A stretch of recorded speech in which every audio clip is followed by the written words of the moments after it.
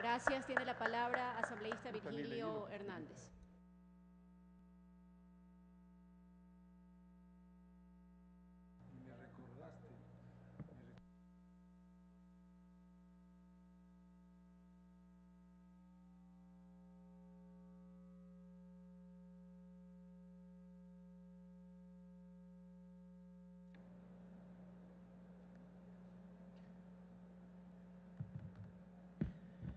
Muchas gracias, señora presidenta, compañeras, compañeros asambleístas. Creo que es fundamental que podamos discutir esta tarde y específicamente ahora lo que tiene que ver con la unidad de las artes, pero en general lo que significa para el país la creación de cuatro nuevas universidades. Creo que es importante que recapitulemos lo que ha pasado en estos últimos 5 o 6 años, porque fue a partir de julio del 2008 en que en la Asamblea Constituyente se aprobó el mandato 14 y con él se inició un proceso de evaluación de lo que ha sido el sistema universitario. Quizá es injusto señalar que este proceso ha sido caótico porque con seguridad la mayoría de quienes estamos aquí somos fruto de la universidad pública, somos fruto del sistema universitario nacional y de la universidad pública. Y creo que hay que distinguir que así como efectivamente han existido universidades que han aportado, también, lamentablemente, y por esta vinculación perversa que existió entre la negociación política y la creación de universidades, se llevó en general al sistema universitario a una serie de errores y a una serie de debilidades que terminaron por desgastar y por deslegitimar la educación superior. Ya hemos señalado y se ha dicho varias veces el tema de universidades de garage, de universidades que funcionaban básicamente en función de convertir al conocimiento en una mercancía antes que en procura de generar formación académica para quienes se matriculaban en estos centros de educación. Los resultados de esta primera evaluación creo que el país los conoce. La investigación que fue entregada en noviembre del 2009 reveló muchas falencias, entre ellas falencia en la investigación científica. Si el país no investiga, es un país que está condenado a comprar de manera permanente conocimiento y está condenado a comprar de forma permanente tecnología. Precarización docente, en todos los sentidos, contratos, sueldos, jubilaciones, horas de trabajo, universidades sin infraestructura y sobre todo no existía una correspondencia entre las necesidades del país y los profesionales que se formaban. Exceso de abogados, por ejemplo, administradores de empresas por miles que después no tenían dónde ejercer efectivamente lo que habían aprendido o para lo que se habían formado en las aulas universitarias.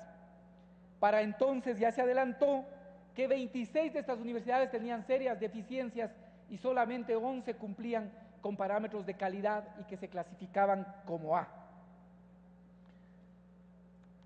Las universidades pensaron, y creo que aquí hay precisamente esta vinculación entre lo que es una propuesta política y lo que se desarrolla como sistema universitario, que aportando básicamente a la producción y que el papel de la universidad debía ser formar para la producción, porque había una especie de círculo mágico. Si se aportaba para la producción, esto generaba empleo y con la generación de empleo prácticamente llegaba la felicidad, desvirtuando lo que debe ser también una formación integral. Por ello, en la época del neoliberalismo, y esto no podemos dejar de decir, se acentuó la condición del país como mero consumidor de tecnología y de conocimiento. Y se priorizó, esto es importante señalar, la vocación primario exportadora del Ecuador. Esto no me voy a cansar también de repetir que mientras el país siga siendo un país primario exportador, estamos atados a las consecuencias de lo que pasa en el mercado internacional. Y los resultados están a la vista. Pase, por favor. Actualmente, aún con los esfuerzos que se hacen, el 78% de la producción nacional corresponde a bienes primarios aún ahora. 78% de la producción nacional corresponde a bienes primarios. Es decir, que lo que hacemos es aprovechar un primer esfuerzo de la naturaleza y eso consumimos o eso exportamos. 78% de la producción nacional, bienes primarios. Obviamente que esto genera una vulnerabilidad de la economía. Apenas 8% de la manufactura ocupa tecnología media y lamentablemente solo el 4% de la manufactura utiliza alta tecnología. Esto es consecuencia del caótico sistema de universitario y de cómo de alguna manera se apuntaló, de cómo se diseñó y pensó el sistema universitario. Este es el paradigma que tenemos que romper. Hay que superar este criterio que básicamente nos condenaba a que uno era en función de lo que tenía y de lo que hacía. Hay que buscar que la educación universitaria nos permita construir este bien ser, que es la realización individual con el buen vivir, que es la realización colectiva. Un bien ser para bien hacer, para recuperar esa condición de la modernidad que es fundamental, que es la solidaridad, ese espíritu y esa capacidad colaborativa de las sociedades. Y el bien tener no solo para la concentración y la acaparación individual, sino básicamente para construir una sociedad que sea capaz de pensar en el conjunto de la colectividad y no solo de quienes han tenido la oportunidad de aprovechar los bienes y la riqueza del país. Buscamos, por tanto, sigamos. Buscamos, y esto es lo que queremos señalar, que con estas nuevas universidades podamos aportar en estos grandes objetivos que están diseñados en el Plan Nacional. No podemos mirar por fuera de los objetivos del Plan del Buen Vivir.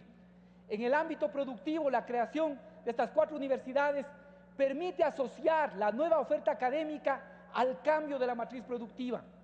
Yachay e Iquiam formarán profesionales vinculados directamente a la transformación de la matriz productiva y a la investigación necesaria para este objetivo.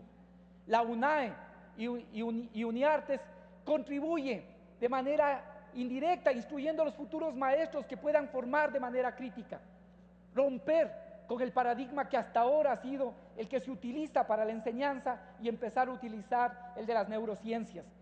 UNIARTES generará nuevas industrias tradicionalmente no desarrolladas. No puede ser que en un país como el nuestro, de tanta riqueza cultural, apenas el 1% del PIB provenga de las industrias culturales.